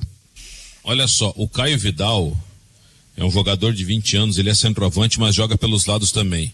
Eu acho que a alternativa que o Abel encontrou, buscando aquele driblador, para tentar quebrar as linhas, alguma coisa nesse sentido. E é claro que o Abel não conhece o Caio Vidal. Alguém deu um relatório do Caio Vidal e disse, olha, experimenta o Caio Vidal. Eu gostei do que vi do Caio Vidal. Pelo menos ele mostrou personalidade. Eu também acho, eu também gostei. Não, habilidade ele mostrou. Ele mostrou luta. Ele ganhou duelo, ele foi o jogador do Inter que mais sofreu falta no jogo, sabia? De todos. Ele jogou o quê? Uns 17 minutos? Foi o que mais sofreu falta. Foi o que mais sofreu É falta. o que mais dribla, né? É o que mais tenta, né? Eu acho que pode ser observado. Tô dizendo, para ser titular é o Yuri Alberto. Esse aí já é uma quase confirmação. O Yuri tem que ser titular do Inter. O Leandro Fernandes tem um problema, cara. Ele luta, ele não se omite, ele tenta, só que ele tem um processo de... Como é que eu vou te dizer? Parece que ele não foi completamente lapidado na carreira dele. Ele tem uma robustez técnica, assim, ele é meio primitivo em alguns pontos de vista. É sério? O chute dele é um chute estranho. O passe dele não é um. Ele tem uma. Parece que ele não se completou tecnicamente como jogador no fundamento. Ele tá lá, ele tá marcando, tá pegando, ele tá aparecendo, ele tá... Mas o fundamento dele, os fundamentos dele parece que não são completos. Yuri Alberto? Não, Leandro Fernandes. Ah, o argentino, perdão. Isso. O Yuri Alberto eu tô aqui colocando que, na minha opinião, tem que ser titular. O Leandro Fernandes... Isso antigamente chamava ruindade. Agora... Como é que é? Leandro Fernandes. Isso aí. É um jogador. Mas é. Que? O Leandro Fernandes, jogador que eu não entendi nada dele. É por aí. O que o Zé Aldo falou tá certo, o que tu falou também tá certo. É mais ou menos isso. Porque ele tem um bom jogo aí. Contra quem foi aquele bom jogo? Resta uma esperança. Que o Cudê indique para o Celta de Vigo. Já que ele encheu o saco para contratar o Leandro Fernandes, eu acho que ele vai indicar o Musto, que está acabando o contrato agora. Mas o Leandro Fernandes, acho que ele vai indicar para o Celta. Cara, dentro das possibilidades que ele tinha. É um bom lugar. Viu, Carlos e Cristiano? Vigo é um lindo lugar. Certamente Musto e Leandro Fernandes vão se adaptar rapidamente por lá. Mas aí também ele não pode indicar os outros que ele deu aval. Thiago Galhardo, Bosquilha, Saravia. Não, esses aí, se ele indicar a grana, tem que pingar a grana no cofre. Mas ele... Agora o Leandro Fernandes, se ele indicar, eu acho que o Inter... A Galhardo. E agora eu vou falar, vou sair correndo. A gente vai ficar com o Galhardo do Cudê ou o Galhardo que a gente viu até agora do Abel? Não, tem que ficar com o Galhardo do Cudê. O Cudê ajeitou a vida do Galhardo. O Cudê tem muitos méritos com o Thiago Galhardo. O Cudê tem muitos méritos em colocar o Inter na liderança. Mas ele também tem erros que são preocupantes. Insistir com o Musto, o Leandro Fernandes insistir para contratar. Isso tudo ele errou também. Por que foi o Caio Vidal entrou agora e não entrou antes com o Cudê? Não, mas aí também tem outras coisas. Mas para mim os méritos do Cudê são bem maiores do que os deméritos. Continuo afirmando isso. Inegável que sim. Eu acho que, olha, o classificou, é líder. Não, tem uma coisa. Estava classificado na Copa do Brasil. Um time com intensidade, um time com padrão de jogo. É um jeito de jogar. Certo ou errado, mas era um time novo que há muito tempo não se via no Inter. Verdade. E é um jeito de jogar. Só que o mais assustador é o seguinte, tá? Se chegasse outro treinador, cara, eu me assustei muito com o Inter e Flamengo, que o Abel diz não ter visto. E com não saber o nome dos jogadores. Isso eu achei muito, muito, assim, ó. Será que não é feita uma entrevista antes com o cara?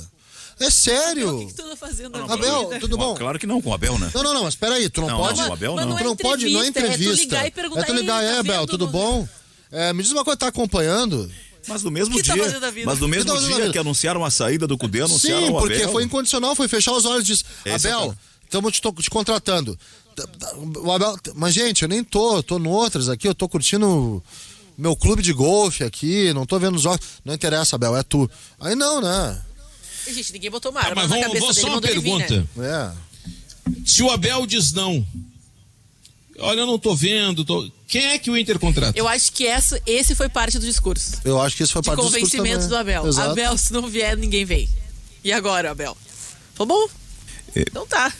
É uma coisa dolorosa, né? Porque nós estamos diante de um grande ídolo que pode estar. Clube. Um ouvinte disse ali, olha, não deem pau no Abel, porque ele pode se recuperar. E vocês vão ficar mal com ele. Eu também acho. Eu acho que ele pode se recuperar. E eu vou dizer mais. Eu acho que o Abel pegou uma bronca que ele só pegou porque é o Inter. É verdade. Se fosse o Fluminense a chamar, ele não iria. Claro que não. Eu tô olhando. Mas o mais triste de tudo isso é o seguinte, ó. O Abel, quando o Abel foi convidado, o Internacional estava na posição de cima da tabela, etc e tal. Estava bem na Copa do Brasil, estava na Libertadores. E nenhum desses técnicos que gosta de pegar um time que está bem posicionado não aceitou. Acredito que não aceitaria. Mas o porquê dessa não aceitação, o Internacional estava bem na tabela. É tiro curto. É tiro curto. Tu pode em dezembro estar demitido. Não adianta, ninguém ia pegar. Eu acho que nem o Celso Rotti pegaria. Ninguém pegaria o Inter nessa situação, a não ser o Abel Braga. E outra coisa, dizer que ele não conhece o nome do jogador, ele conhece, ele não conhecia dos guris, de repente, o Pégolo, o outro, mas dos outros conhecia todos. Mas foi ele que disse, Cristiano. Isso aí foi o que mais me chamou a atenção. Mas não é a gente, Guimarães, ele disse. Guimarães, a pessoa se manifestar de uma maneira errada numa coletiva, não vou crucificar o cara por causa disso. Mas aí teve também, não teve tática, não teve estratégia. Eu não vi o jogo contra o Flamengo. É um jogo que qualquer cara envolvido com futebol para ver. O negócio é grave, ele não tá integrado, ele dá a ideia de uma aposentadoria que ele tava curtindo. E a gente fala, a vida do Abel também, recentemente, é uma vida, né? Ele claro, passou por muitos desafios pessoais, ele passou, né, por alguns problemas, a gente fala tudo isso. E eu falo, a pessoa depois de ter conquistado tanto, passado por tudo que ele passou, a gente fala, olhar pra tua vida e falar, não, acho que deu. Acho que agora, né, por tudo que eu passei, eu vou aproveitar a vida, como disse o Orestes, né? A gente fala aquela pré-aposentadoria e um cara por esporte, por hobby, não precisa acompanhar, não tem essa responsabilidade, de vez em quando dá uma entrevista, fala sobre o time, fala sobre, né, o que já viveu, o que já experienciou, mas essa realidade também de não ter acompanhado e assumir a bronca, tanto que eu vejo que sim, ele até pode ser, e no primeiro jogo que ele assume, nas sequências, ele geralmente pede bastante o auxílio das pessoas que estão ao seu redor, e ele não em nenhum momento se mostra constrangido em chamar, o que eu faço?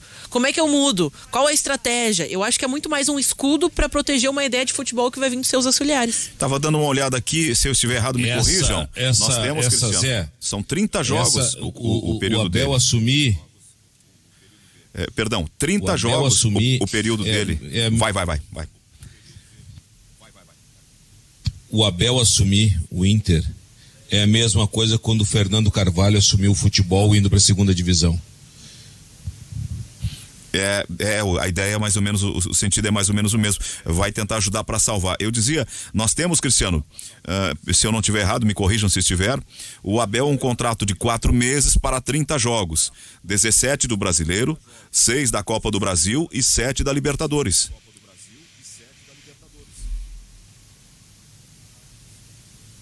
Não, cara, o Abel tem um contrato de 3 meses. O número de jogos não interessa.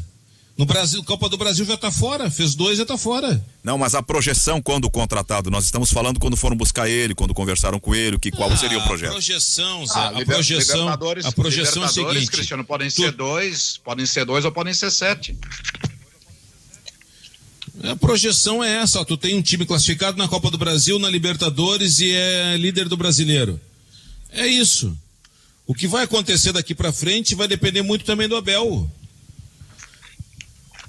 Sim, eu entendi teu raciocínio. O que eu estava dizendo que o pacote que oferecendo para o Abel estava trabalhando com aquilo que projetaram para ele, no máximo 30 jogos, 4 meses, novembro, dezembro, janeiro, fevereiro. O pacote, Zé, é o seguinte, Zé, o Abel, tu tem esse time classificado na Copa do Brasil, na Libertadores e é líder do Brasileiro. O salário é tanto até lá, o que ganhava a comissão técnica do CODE. Se tu for campeão numa competição é X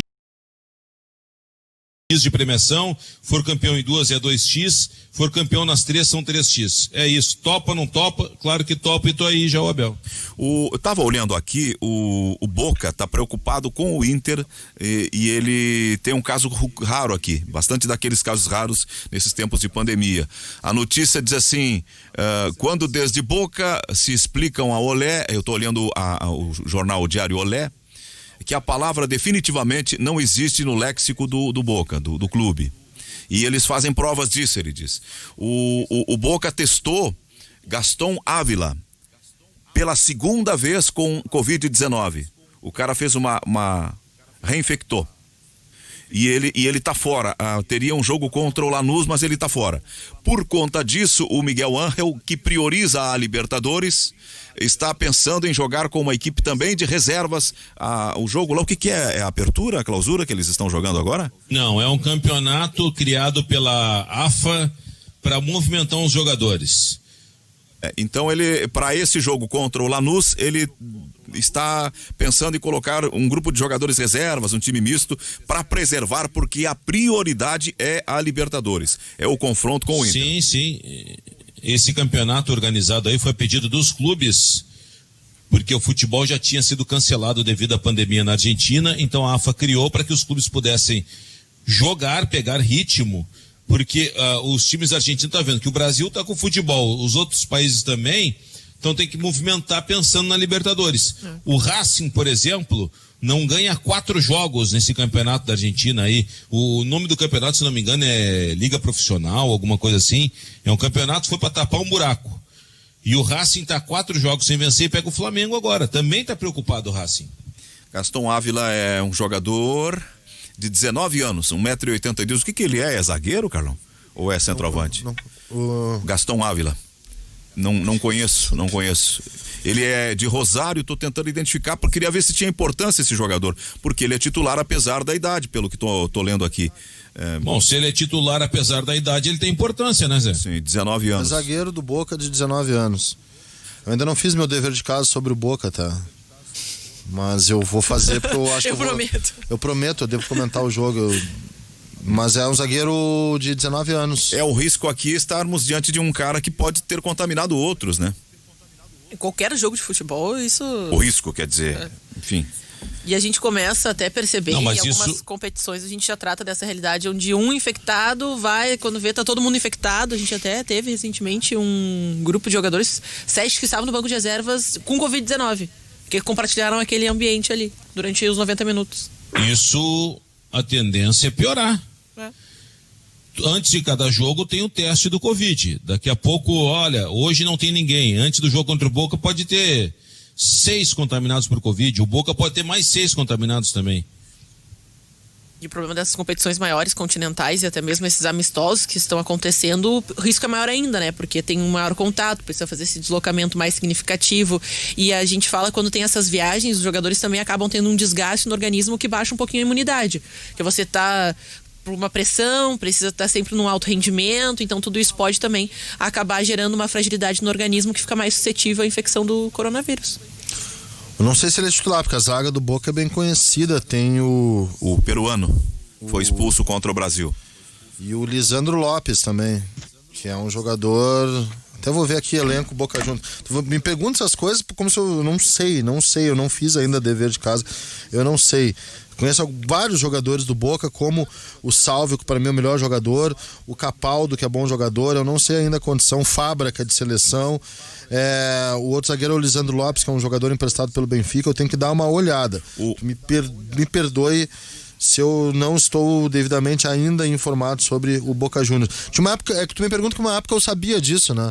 Eu sei, mas a gente... Não, na verdade não é uma época, tu sempre sabe tudo. E eu te perguntei na confiança. Eu sei. Deixou... Não, é que eu não sei. Me surpreendeu, que tu sempre sabe tudo. Nessa eu não sei mesmo. E não é demérito, eu vou... O Sandro Barcelos é de Barracão, no Paraná, tá nos ouvindo. Zambrano. Ele tá em Barracão, no Paraná, nos ouvindo. E ele diz que, gurizada, o campeonato argentino se chama Segunda Copa Superliga Argentina de Futebol, uma competição que conta com 24 clubes. O campeão garante vaga na Libertadores de 21. Ele tá lá no Paraná nos ouvindo, muito obrigado. Obrigado mesmo pelo carinho. Não, mas eu era melhor nisso, Zé. O outro brincou contigo, que se fosse o Oliveira saberia tudo. Saberia. E não é problema nenhum, eu sei que o Oliveira saberia. Eu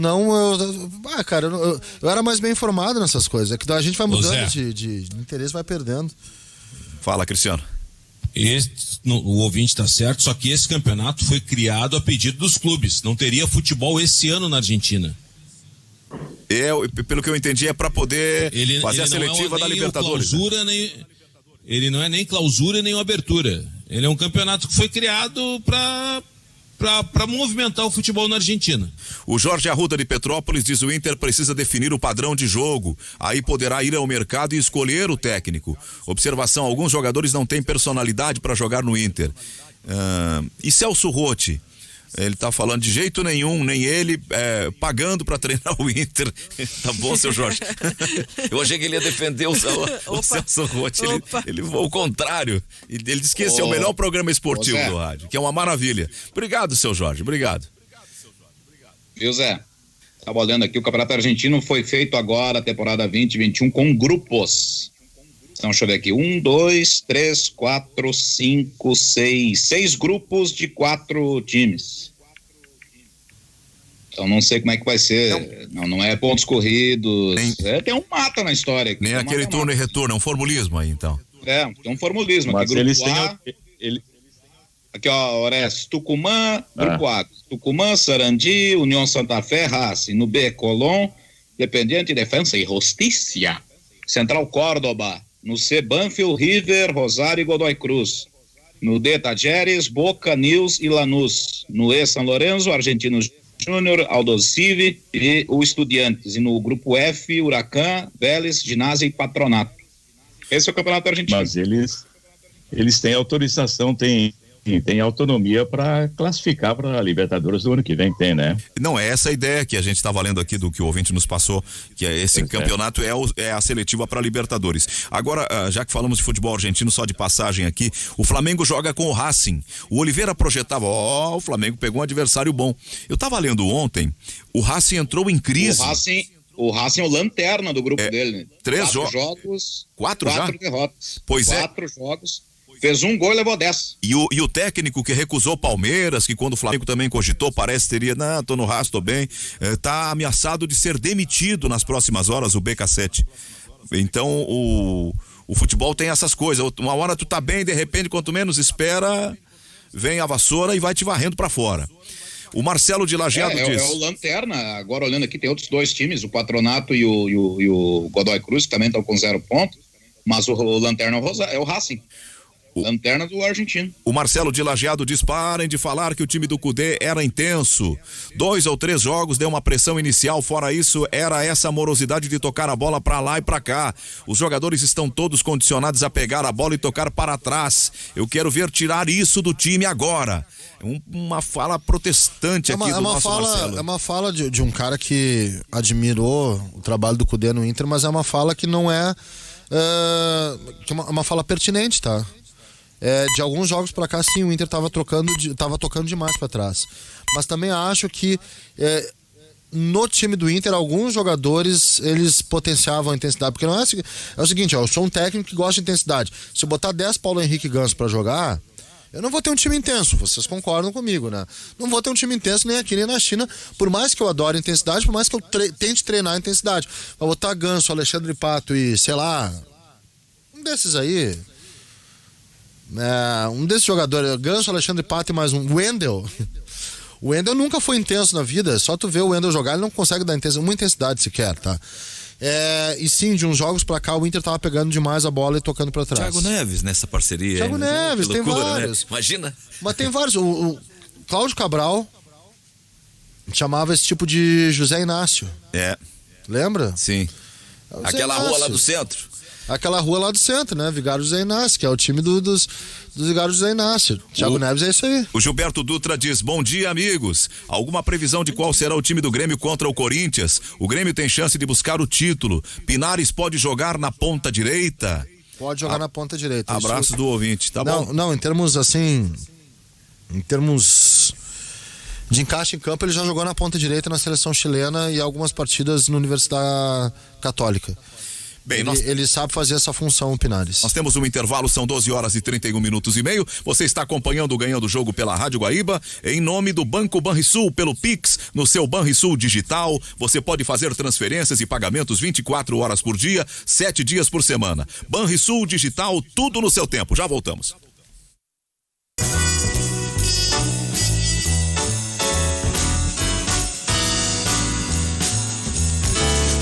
Meio-dia, 38 minutos, meio-dia, 38 minutos, estamos de volta pela Guaíba com o Ganhando o Jogo, em nome do Banco Banrisul, pelo Pix, no seu Banrisul Digital, você pode fazer transferências e pagamentos 24 horas por dia, 7 dias por semana, Banrisul Digital, tudo no seu tempo. 2 recados também para quem está ligado conosco sobre Ponto dos Cafés. São deliciosas bebidas quentes ao simples toque de um botão, pá, apertou o botão, variedade de máquinas para atender todas as necessidades da sua empresa. Marque uma visita pelo 3325.009 e conheça o site pontodoscafés.com.br. E o outro recado é da Casa e Requinte, ambientes planejados. A Casa e Requinte está com uma excelente condição. Olha, excelente mesmo, presta atenção. Entrada daqui 60 dias. E o parcelamento em 24 vezes. São 2 anos de parcelamento. 2 endereços na Venceslau Escobar 1549. O fone lá na Venceslau é 3737-7549. E tem também na Campos Velho 1337. E o fone da Campos Velho é 4061-3811. 4061-3811. Os jogos do final de semana da dupla são em horários distintos, né? O do Inter é na tarde e o do Grêmio é à noite. O Inter é 6h15. E o Grêmio é 8h30. 8h30. É. 6h15? Exatamente, 18 horas e 15 minutos. Eu tinha entendido que era no meio da tarde o jogo do Inter, então é no final da tarde. É no final da tarde. Tem um amigo que me persegue para eu fazer uma live no domingo à tarde com ele, e eu disse, olha, tô narrando o jogo, não teria como. De novo? Ele já há algum tempo... Os caras não entendem, né? Ele já tá há algum tempo uma figura queridíssima. Mas é diário, assim, que no cara, domingo é o dia do trabalho da gente, nós estamos... Todo dia tem um convite, eu tenho que começar a recusar, porque... Às vezes atrapalha, às vezes... Eu não recuso, mas eu tenho que adaptar os meus horários da empresa também, e da minha família, né? Eu tento não recusar, mas às vezes dá um... Bah, cara, hoje não tem como, realmente. Me entendam, porque tem dias que é difícil. Mas é 6h15 e 8h30 são os horários. O Renato, quando poupa, faz um time jogando mais. O que vocês imaginam do Grêmio agora no final de semana? Eu acho que ele tem uma vantagem, que é um dia a mais, tá? Para preparar para Libertadores, embora o jogo do Grêmio seja no Paraguai, mas Paraguai é pertinho aqui, nem é uma viagem desgastante. Tem um dia a mais, é bom nessa altura do campeonato. Eu não sei contra o Grêmio joga depois, na outra segunda-feira, contra segunda-feira de noite, contra o Vasco, eu acho, na Arena. E depois na outra quinta tem o jogo de volta contra o Guarani do Paraguai também na Arena. Esse é segunda pós-eleições. Esse da segunda certamente vai ser com o time preservado. Vou jogar quinta, segunda, tem depois quinta de novo. Esse da segunda eu tenho quase certeza que com o time preservado. E agora domingo já não sei, porque o Renato tem feito diferente, né? Ele não tem tirado todo o time. Ele tem pontualmente ajustado peças, tem preservado pontualmente, tem segurado, né, cirurgicamente alguns jogadores para poder usar um time mais misto. Aquilo que a gente via de jogar com o time de transição, a gente cansou de ver 2016, 17, até 18, até 19, totalmente time de transição. Isso aí não aconteceu ainda esse ano. Ô Carlos, Grêmio e Goiás, é o jogo atrasado aquele do Campeonato Brasileiro, primeiro turno ainda. É Grêmio e Goiás, desculpa, não é Grêmio e Vasco. É Grêmio e Goiás, isso aí, Grêmio e Goiás. É o jogo atrasado. Segunda, dia 30. 18 horas. 18 horas, segunda-feira, é isso aí. Esse aí vai com o time reserva. No meio dos dois jogos contra o Guarani, quase certo, né? Vai com o time reserva. Jogo da 6ª rodada do Brasileiro. Isso. Se fosse em outra circunstância, nós estaríamos badalando Inter e Fluminense, Corinthians e Grêmio como um super domingo. De grandes jogos. Mas na verdade a gente, sem dizer, parece que nós estamos tratando de dois jogos que são verdadeiros estorvos no sonho da Libertadores. Chegou uma informação, né, Cristiano Silva? Exatamente. O técnico Abel Braga testou positivo para Covid-19. O profissional já cumpre isolamento, está em boas condições de saúde e é sintomático. Com isso, os auxiliares Leomir e o Osmar Loz dirigirão a equipe no período de afastamento do treinador. E aí segue que o goleiro Kehler também teve resultado positivo para a Covid-19 e está em isolamento. O preparador físico Cristiano Nunes testou negativo, já está recuperado e retorna às funções no departamento de futebol. Quem testou negativo também foi o Nonato e o Patrick. Então, portanto, preocupante. Abel Braga é preocupante porque ele tem 68 anos já, né? Ele não tem procedimento cirúrgico. Peso, aquela coisa toda. Então, um cuidado especial ao Abelão. O Abelão tem problema cardíaco, gente. Ele... Não tô sabendo. Eu sei que ele tem 68 anos e é acima do peso. Sim, eu tenho uma vaga em lembrança, não quero dizer bobagem, mas que ele teve um problema. Uma impressão que ele passou por uma cirurgia no coração, eu me lembro. O Muricy tá isoladão lá porque teve problema cardíaco. E esses que têm problemas cardíacos são um grupo de risco. O meu sócio, eu não vejo ele a não ser pela live. Ele tá lá encolhidinho em casa, ele tem o problema do Renato. Eu não me lembro do Abel, tem uma vaga lembrança, não quero dizer coisa fora do lugar aqui, mas de todo modo a idade dele por si só já fala no sentido de ele permanecer isolado. Mas o bom é que ele tá. Quando ele estava no Flamengo, lembra que ele até teve que se afastar justamente para corrigir uma situação cardíaca, primeiras informações que, né, estava arritmia. Isso. E esse é o risco, por exemplo, quem faz tratamento quando desenvolve a forma grave da doença, baseada na hidroxicloroquina. Foi o que passou também o Renato. Renato tinha uma arritmia e passou um por ataque cirurgia. cardíaco atrial foi o que ele corrigiu em cirurgia. Desejo que não se manifestem os sintomas assintomático já deu. pro Abel. Pois é, a nossa torcida pelo Abelão. Tem casos que não sabem explicar os médicos, não compreendem bem a doença, a pessoa permanece, apesar de ter todos aqueles, é velho, é gordo, quer dizer, velho no sentido que é idade avançada, tá no grupo de idosos, tem obesidade, e não desenvolve, fica assintomático. E o outro lado também é verdadeiro, às vezes ocorre, o sujeito é jovem, é um menino ou uma menina, não tem nenhuma comorbidade problema. E de repente desenvolve a forma grave. E eu lembro que quando o Abel teve todos esses problemas, ele ainda estava em campo, né? Ele estava num jogo, ele começou a se sentir mal, teve que ser levado às pressas pro hospital para realizar essa cirurgia, até ficou afastado do comando do Flamengo na época, e todo mundo ficou bastante preocupado, porque ele teve que ser atendido na beira do gramado na oportunidade. Ele é um corpo bastante sacrificado. Há quantos anos ele está nesse moedor de carnes aí? Orestes. O Abel fumava, não fuma mais? Não, aparece nas finais de competição, sim, cigarrinho na mão, apavorado. Nossa, exatamente, o Abel... Ele quer te assustar, o Orestes, com isso aí, Carlão? Não. Eu senti um certo... É pra tirar pro Magno. Não, Carlão. Não sei, Magno. Carlão Gurizão. Carlão Gurizão. Não sei se pode ser pro Magno, de repente, né? Vai nessa, Franco. Olha, vocês ficam nessa questão aí de tentar imputar Relaxa. Pessoas que são gordas. Fica gel. Não, justamente, tem que ficar gel. Cada organismo é um organismo. Pessoas com físico de atleta, conforme a gente já ouviu, tiveram complicações. Tem nada a ver, assim como pessoas com outros hábitos de vida um pouco tanto quanto exagerados. A gente tá brincando, mas não dá pra brincar, mano. Pois é, mas com isso aí não se brinca. Com isso aí não se brinca, Zé Aldo. A gente tá brincando, mas não dá pra brincar. Ô, gordo, cuidado, hein? Ó o Covid. Não, isso não, Zé. Vamos deixar claro, senão a gente presta um desserviço. Tem que tomar cuidado, não dá pra brincar. O caso é sério, se protejam. E tem o agravamento do risco. Sim, para quem é fumante, para quem é obeso, para quem é sedentário, para quem tem outros tipos de comorbidade, problemas cardíacos, sim. A exceção é uma pessoa saudável desenvolver a forma grave, mas a regra é a pessoa com esse quadro assim desenvolver a forma grave. Não queremos ninguém doente, nós fizemos uma brincadeira aqui, o Magno falou, mas é importante esse esclarecimento.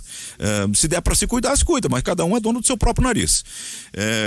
No caso do Abel, para repetir a informação para quem está ligando, o Abel testou positivo, mas está assintomático. Há uma fala de médicos que dizem que o vírus ele tem uma mutação, que tem o vírus integral, que é o que desenvolve a forma grave, e tem esse vírus que é uma mutação que é um pouco mais leve, que acaba não levando à internação, não levando à UTI, à intubação, aquelas coisas que todo mundo sabe.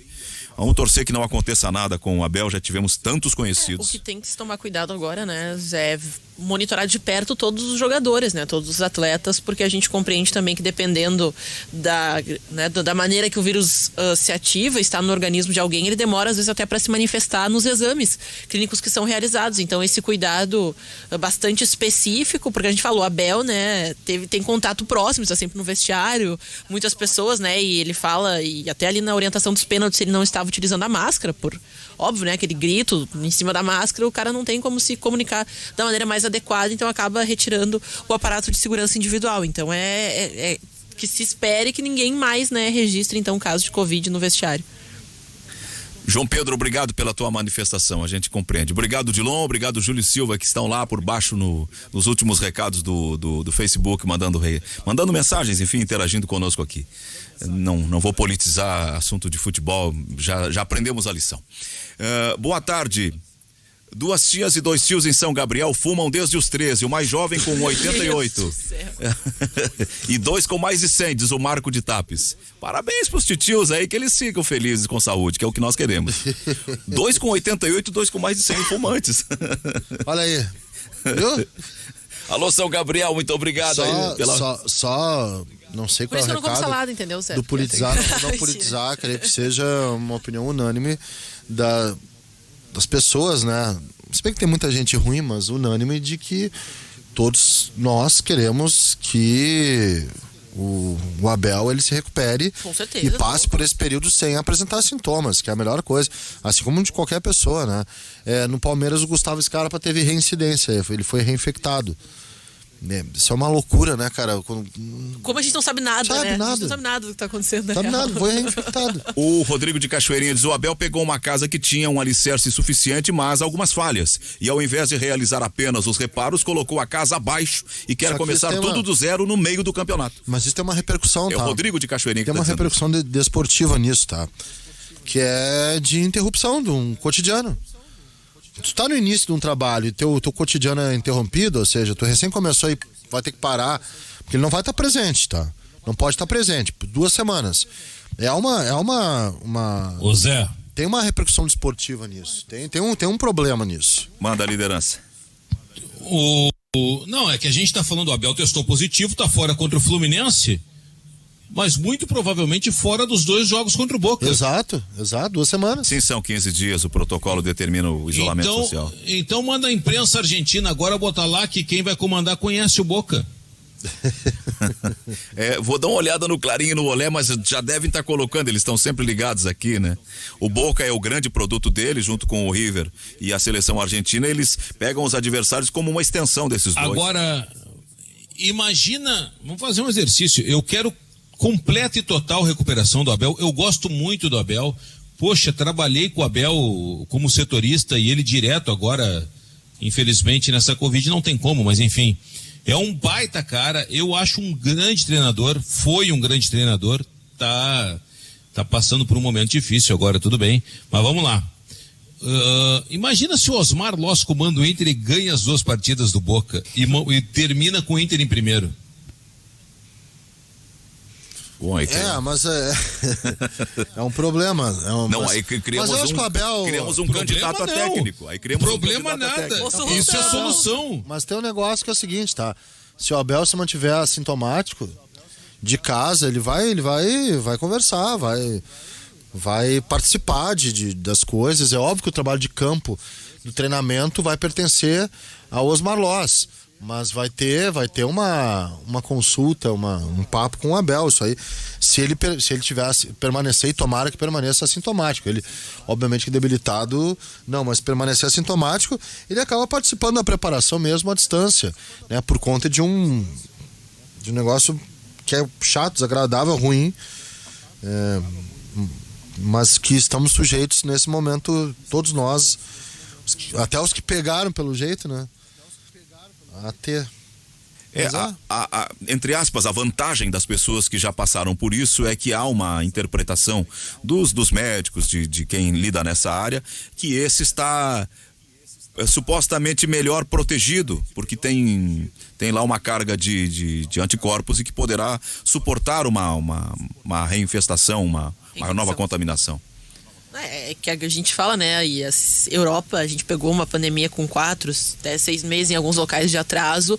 A Europa já passa, né, para uma segunda onda, onde já tem uma mutação significativa, algumas pessoas, né, tendo a infecção numa segunda oportunidade, de maneira, né, algumas, como o Zé falou, dependendo muito, a gente não sabe exatamente do que, mas a questão do organismo, da saúde, algumas pessoas que não tiveram, né, foram assintomáticas na primeira oportunidade, nessa segunda já tem uma infecção mais severa, e ao contrário, algumas, né, que tiveram um quadro bastante perigoso no início, agora já numa segunda reinfecção pegaram. A gente tem que aguardar e a gente fala, é sempre bom, né, gente? Use a máscara, passe álcool em gel, não faça aglomerações, todas aquelas princípios básicos que nós já sabemos da convivência hoje em meio à pandemia, que a gente não esqueça disso, porque algumas pessoas estão flexibilizando, estão se acalmando, achando que passou, não passou ainda.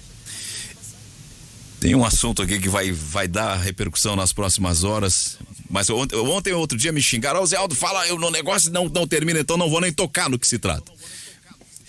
Não, deixa vai, assim. Mas não vai, mas vamos ver, então não. É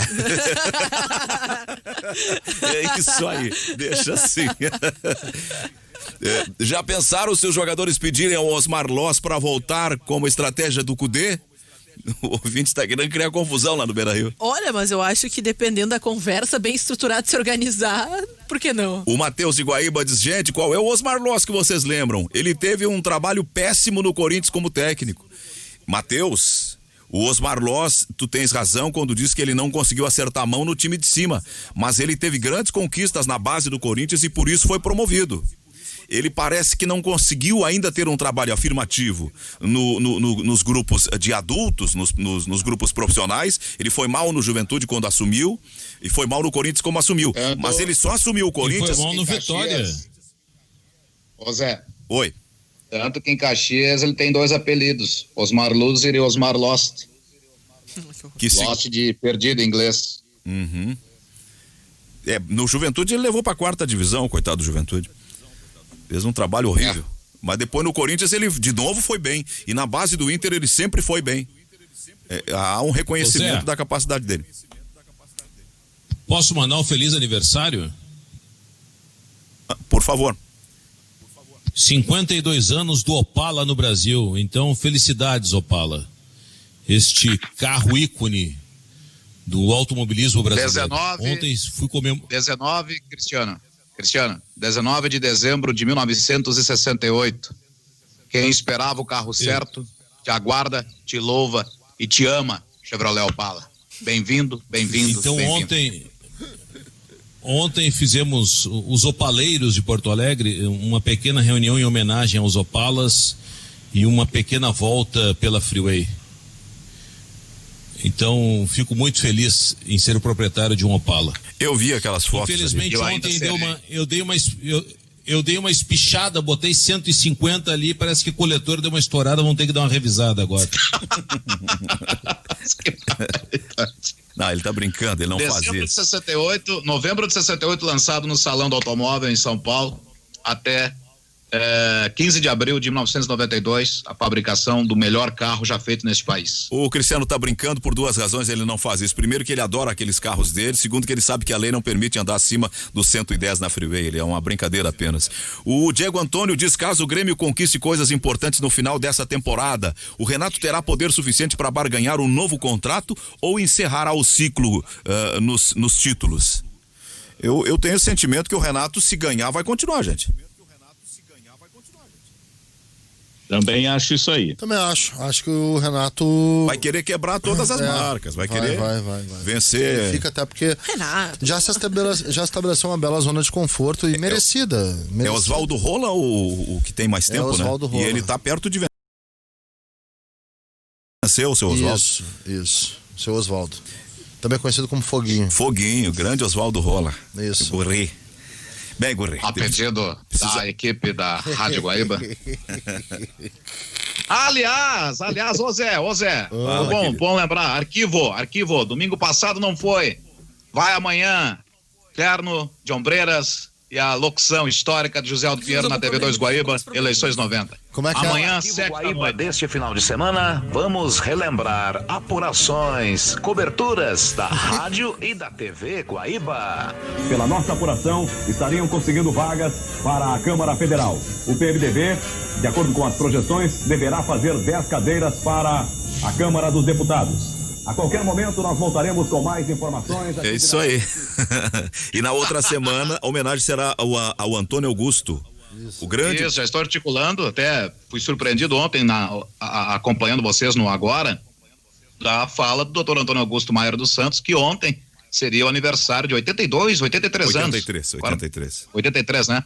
83 anos do grande Antônio Augusto dos Santos, o maior plantão esportivo deste país. Então, na próxima semana, o Pedro Alto já está mobilizando os nossas fitas, nossas gravações, para que no próximo final de semana o homenageado seja justamente Antônio Augusto. Orestes, Magno, Cristiano, Ana, Carlos, obrigado a todos. Voltaremos amanhã, voltaremos na segunda com o nosso... Ô Zé, ganhando o jogo. Fala, Cristiano, tô estourado aqui. já deu aquela conferida da sentença? Eu olhei tomando café e não tinha nada ainda. Vamos de novo daqui um pouco. Abração, até a segunda, tchau.